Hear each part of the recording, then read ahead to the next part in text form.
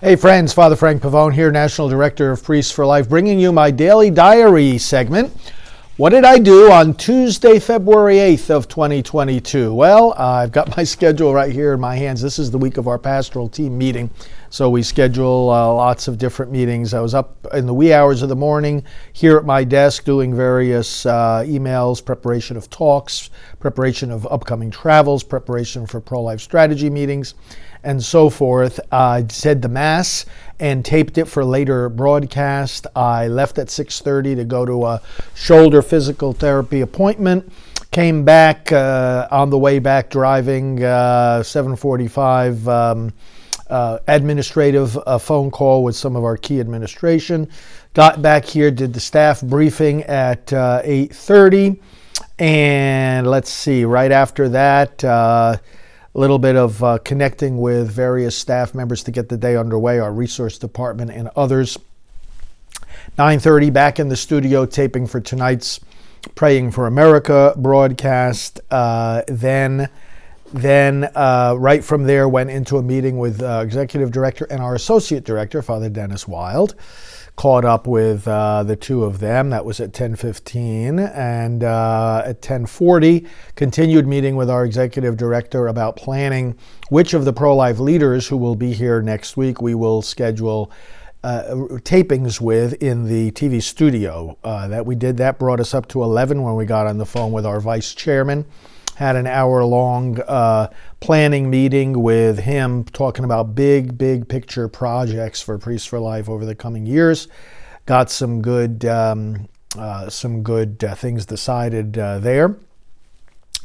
And right after that meeting at 12 noon, went back in the TV studio and taped some new liturgical homily suggestions. Now, these are recordings we've done for many years, but they're old. They were done with old technology. Now, using the new technology we have, I've been taking reflections on the Sunday readings and showing how those relate to abortion and our duty to protect the unborn.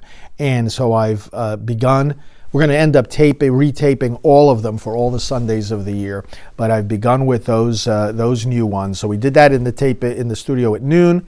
12:30, I had a quick lunch here at the office while on the phone with some of our administrative team. At 1 o'clock, I met with our Washington, D.C. staff person, did some more work at my desk. The work at my desk, this had to do with some election emails that we're going to be sending out shortly, with some data work whereby we get physical addresses for the people for whom we have emails, but no other information. Working on the Good Shepherd Project, which is our clergy training, especially in healing after abortion, or preparing, as I said, for the leadership meetings. I had to approve some appeal letters going out shortly, and also working with our data team on getting up-to-date information of the parishes across the United States. We're constantly communicating with all the parishes, all the priests, so we always have to keep our data updated, and there are many different ways in which we need to do that. That brought me to 2 o'clock with a meeting with our Executive Director and our Rachel's Vineyard team. Rachel's Vineyard operates under the umbrella of Priests for Life, and the staff is part of our staff, and the funding comes from us for the most part. And I'm the pastoral director and chairman of the board of Rachel's Vineyard worldwide. So we had a meeting with our executive team and administrative team of Rachel's Vineyard, working out of the Philadelphia area, and that lasted actually right up till about 3 o'clock, about an hour-long meeting. And then at 3 o'clock, I went into a meeting with our data team. Data is the lifeblood of any organization, and that's why, for example, it's so important when we talk about elections, that one of the key areas of reform is keep the data up to date, right? The voter rolls, the voter files. If they're not up to date, you're going to have problems with the election. Right after that, at 3:30, I had a phone call with one of the nation's top leading pro-life legal experts, and we were talking about some presentations he'll be giving at the upcoming leaders meeting. And then, right after that phone call, met with our website department and technology for e-blasts that we do all the time. That was a 4:15 meeting.